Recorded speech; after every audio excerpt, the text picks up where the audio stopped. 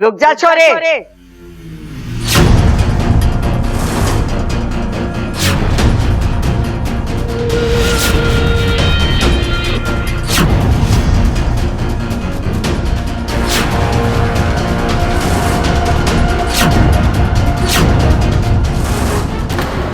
इतनी रात तू कहाँ गई थी, क्यों गई थी?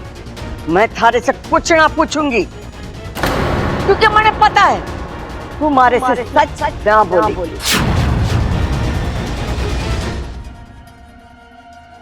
दादी वो मैं इच्छा, आज तुम कुछ नहीं बोलोगी। आज हम बोलेंगे और तुम सुनोगी।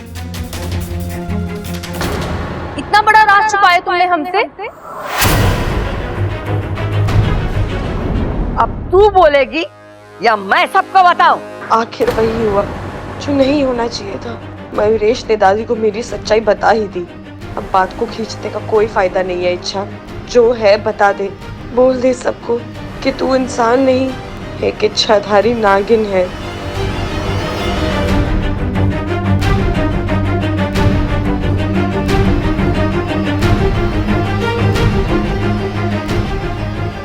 दादी, मैं मानती हूँ मैंने अपना एक राज आप लोगों से छुपाया, लेकिन यकीन मानिए इसके पीछे मेरा इरादा गलत नहीं था।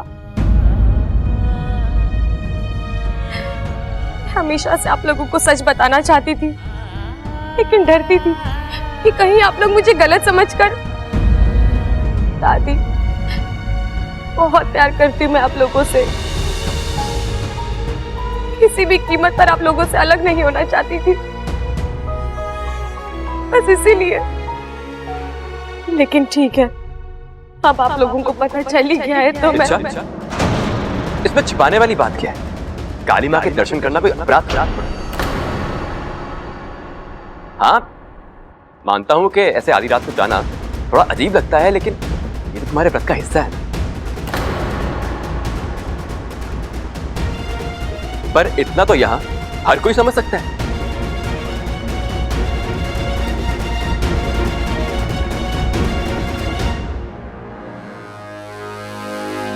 छोरी, तू ये व्रत इस घर की खुशहाली और सलामती के लिए कर रही है ना?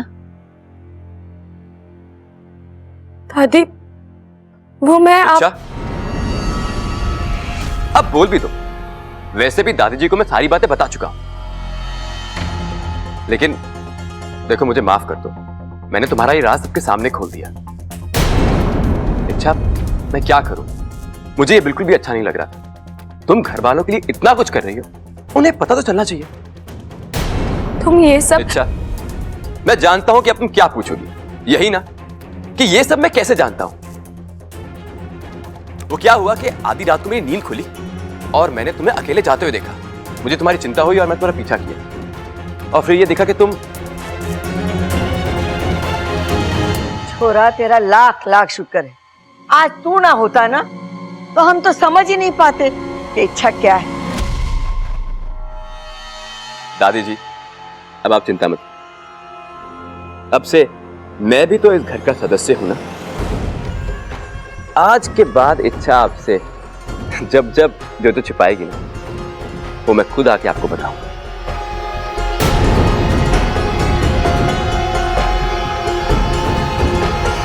दादी, मैं जानता हूं कि जो इच्छा कर रही है वो उस घर की भलाई के लिए कर रही है, लेकिन इस तरह आधी रात को घर के बाहर जाना, वो भी घर में बिना किसी को बताए, मुझे पागलपन लगता है। ये बात तो मैं भी मानती हूँ बबल। छोरी, आजकल का जमाना बड़ा खराब। अगर तुझे जाना था तो इस घर में से किसी को अपने साथ ले जाती। इच्छा, जिस तरह तू इस घर को खोना नहीं चाहती, ये घर भी तुझे नहीं खोना चाहता। तुझे अपना ख्याल रखना चाहिए। इच्छा रोज रात काली माँ के दर्शन करने जाती है, और ये बात उसने मुझे नहीं बताई। और इस मयूरेश ने एक ही रात में कैसे? मैं कब से देख रहा हूं इन दोनों को, कुछ चल रहा है इनमें। लेकिन दो अनजान लोगों के बीच में ऐसा क्या हो सकता है जो। दादी जी, भाभी जी, आप लोग फिक्र मत कीजिए। कल से इच्छा को मां काली के मंदिर मैं लेके जाऊंगा। कल से उसकी सुरक्षा की जिम्मेदारी मेरी। कोई जरूरत नहीं है। हाँ? दादी, मेरा मतलब है कि अगर इच्छा को किसी के साथ जाना ही है तो घर का कोई सदस्य भी तो जा सकता है। दादी, घर में इतने सारे लोग हैं, हम क्यों किसी अनजान आदमी के साथ? अरे मयूरेश अनजान ना है। अगर वो इच्छा के साथ बाहर जाएगा तो तुम्हारी तो चिंता ही खत्म हो जाएगी। अब चलो सब सो जाओ, घनी रात हो गई है।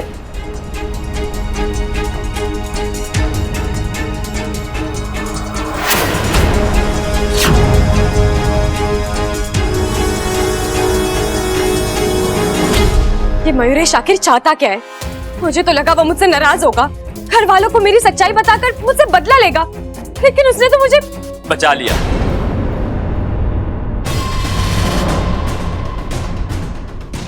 यही तो खासियत होती है हम प्यार करने वालों की। हम अपनी चाहत को डूबने नहीं देते, बचा लेते। बकवास बंद करो। ये बताओ तुम्हारे दिमाग में चल क्या रहा है?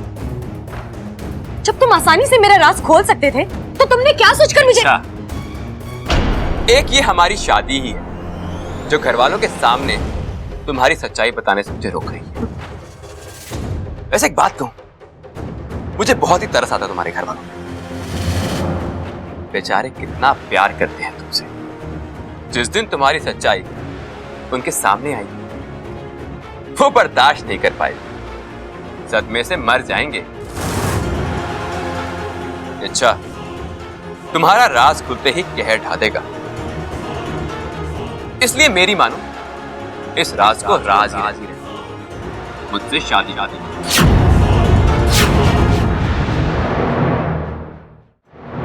मैंने कहा ना, हमारी शादी कभी नहीं हो सकती। और फिर तुम तो एक मोर हो। मोर नागों के सबसे बड़े दुश्मन होते हैं, फिर भी तुम अपनी दुश्मन से। अच्छा, अब प्यार आ गया दुश्मन पे तो क्या करें? अच्छा, आज हम दुश्मन हैं, लेकिन ये जरूरी तो नहीं कि हम जिंदगी भर दुश्मन बन के रहें। एक कदम तुम बढ़ाओ, एक कदम मैं बढ़ाऊं, दोस्ती भी हो जाएगी। और क्या है? तुम मेरी समझ के बाहर हो। अच्छा है, जिस दिन मैं तुम्हारी समझ में आया उस दिन तुम मुझे अपने दिल में आने से रोक नहीं पाओगी। मयूरेश, अच्छा बस, अब और बहस नहीं।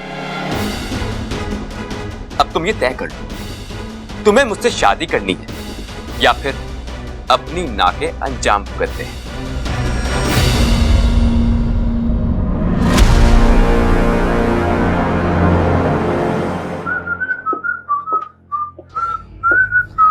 एक बार कही हुई बात तुम्हें समझ में नहीं आती क्या? मैं समझा नहीं। मैंने तुम्हें इच्छा के कमरे में जाने से मना किया था। इच्छा से क्या रिश्ता है तुम्हारा? और किस अधिकार से रोक रहे हो मुझे? जिस घर में वो रहती है उस घर का छोटा बेटा हूं मैं। अच्छा, लेकिन इसी घर की सबसे बड़ी सदस्य ने, दादी जी ने, मुझे इच्छा के साथ घूमने के, उससे बात करने के अधिकार दिए। तो मुझे नहीं लगता कि मुझे अपनी होने वाली पत्नी से मिलने के लिए तुम्हारी इजाजत की जरूरत है। होने वाले पति और पति होने में बहुत फर्क होता है। होता हो, जब मुझे दिक्कत है, इच्छा को दिक्कत है, तुम्हें क्या दिक्कत है? इच्छा से दूर रहोगे, समझे? क्या तकलीफ है? जब देखो मेरे और इच्छा के बीच आता रहता है। वो लगती क्या है तेरी?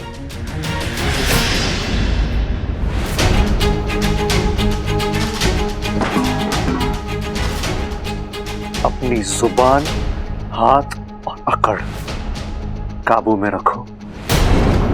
ये पहलवानों का घर है। शराफत से रहोगे तो लाड मिलेगा।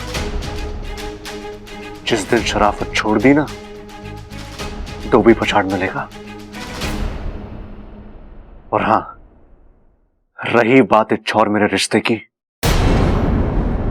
तो वो तुम्हें जानने की जरूरत नहीं है। तुम बस इतना याद रखना जब तक तुम्हारी शादी इच्छा के साथ नहीं हो जाती ना मयूरेश, तुम इच्छा से दूर रहोगे, बहुत दूर।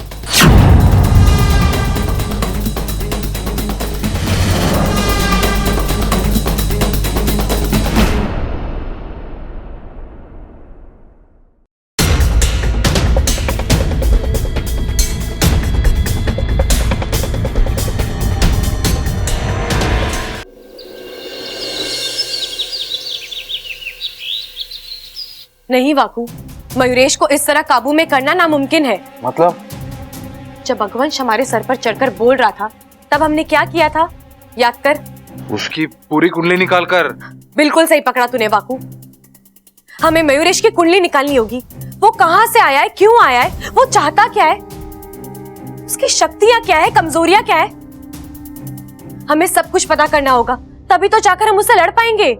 इच्छा, तुम्हें लगता है उसे भी विष्णैनी ने यहाँ? नहीं वाकू, पहली मुलाकात में उसने मुझसे कहा था कि वो मेरी हर समस्या का हल बन सकता है, मुझे विशैलगढ़ से बचा सकता है। अगर वो खुद विशैलगढ़ से आया होता तो मुझे विष्णैनी से बचाने की बात क्यों करता?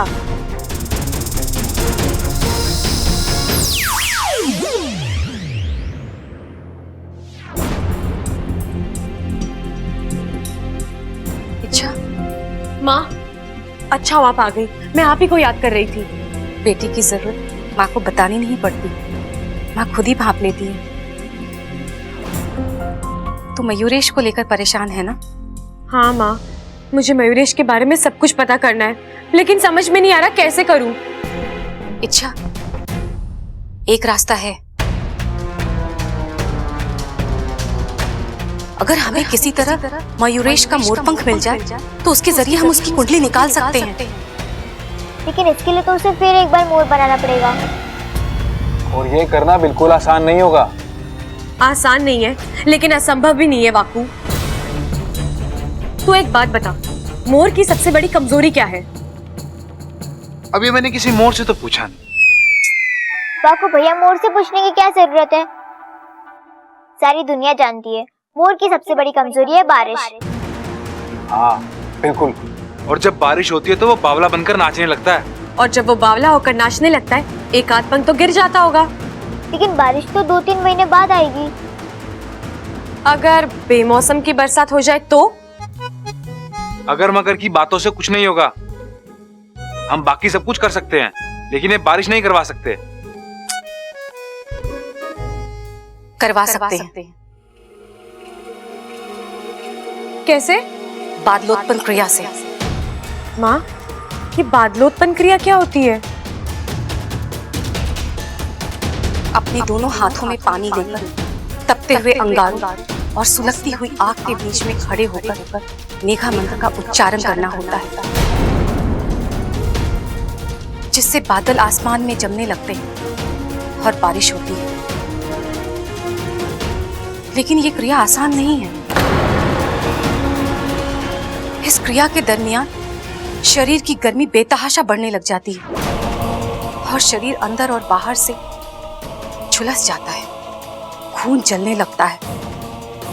और अगर ये क्रिया सही समय पे संपन्न नहीं हुई तो जान भी जा सकती है।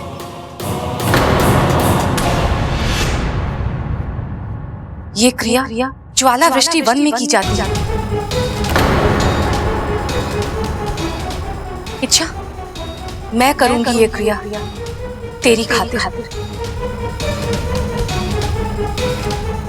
हम बिन मौसम बारिश करवाएंगे और मयूरेश से उसका पंख हासिल करके रहेंगे। बिल्कुल सही कहा आपने माँ, हम मयूरेश का पंख लेकर ही रहेंगे, लेकिन ये बादलोत्पन्न क्रिया आप नहीं, मैं करूंगी। नहीं इच्छा, तू माँ, ये मेरी लड़ाई है। आप मुझे आशीर्वाद दे सकती हो, मेरी शक्ति बढ़ा सकती हो, लेकिन मैदान में तो मुझे ही उतरना है। नहीं इच्छा, तू जिद मत कर, मैं तेरी जान खतरे में डालकर। माँ, आपको मेरी कसम है।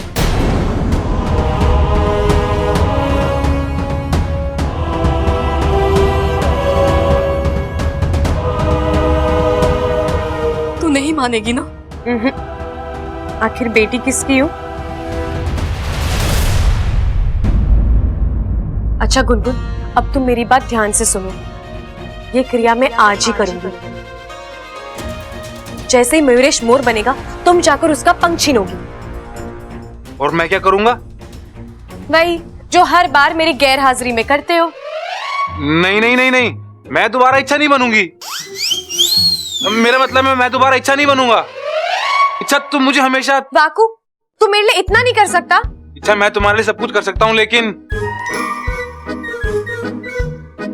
ठीक है इस बार करता हूँ, लेकिन अगली बार नहीं। वो हम बाद में देखेंगे।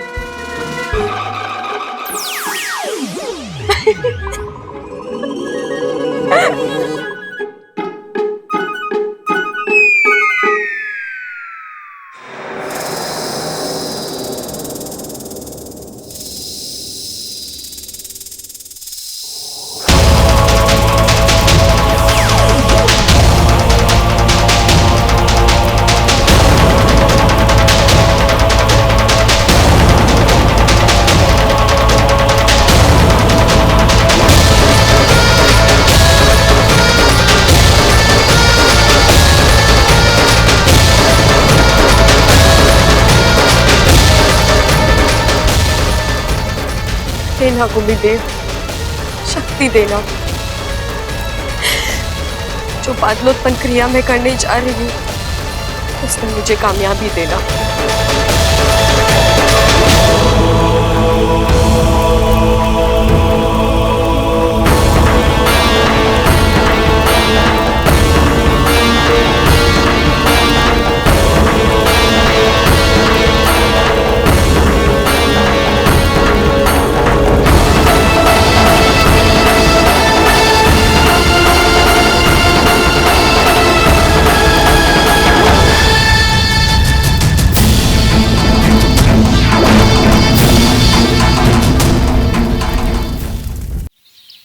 मुझे एक बात बताओ, हम दोनों अच्छी तरीके से जानते हैं कि इच्छा और बब्बल एक दूसरे से बहुत प्यार करते हैं। हाँ करते हैं। तो मेरे को एक बात बताओ, इच्छा शादी से मना क्यों कर रही है? और बब्बल बेवकूफ इच्छा की शादी किसी और से कराने पे क्यों तुला हुआ है? प्यार में ऐसा भी होता है क्या? अरे होता तो ना है, पर क्या करें हम, ये दोनों कुछ बोलने को तैयार ही ना है। भाई छोड़ो उन दोनों को, मेरे दिमाग में खतरनाक आइडिया है। इच्छा खुलकर कुछ ना बोल रही ना, कोई दिक्कत ना है, हम उससे मन में बुलवाते हैं। मन की बात आप सुन लेते हो, फट से पकड़ लेना उसको। अरे वाह क्या आइडिया सोचा है, चल आजा। इच्छा, इच्छा क्या हम अंदर आ सकते हैं? आप अंदर आ चुके हैं। ओ, अरे कोई बात ना, अपने लोगों के साथ कैसी फॉर्मेलिटी, क्यों छोटे। हाँ इच्छा एक बात पूछनी थी, तू प्यार किससे करती है? दुनिया में मेरी शादी और मेरे प्यार के अलावा और कोई मुद्दा बचा है कि नहीं? कुछ और बात करते हैं ना? नहीं, हम तेरी शादी के बारे में ही बात करेंगे। हम बाहर से तय करके आए थे। हाँ हाँ, जल्दी बता दे कि तू प्यार किससे करती है। अरे खुल के ना, तो मन में ही बता दे। सुबह सुबह कोई काम नहीं है क्या इन्हें जो मुझे तंग कर रहे हैं?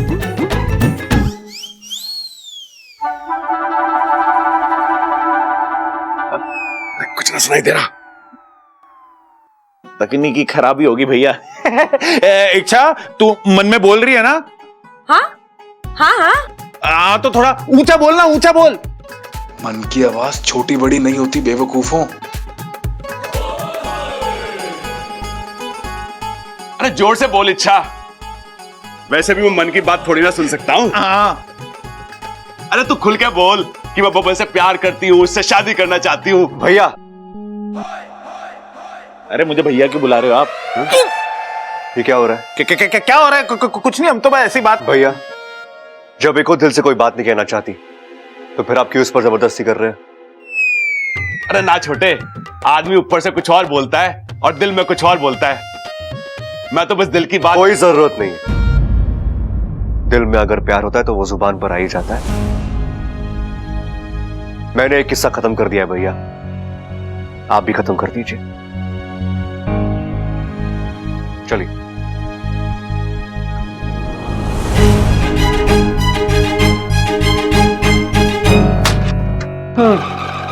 बच गया बाकू।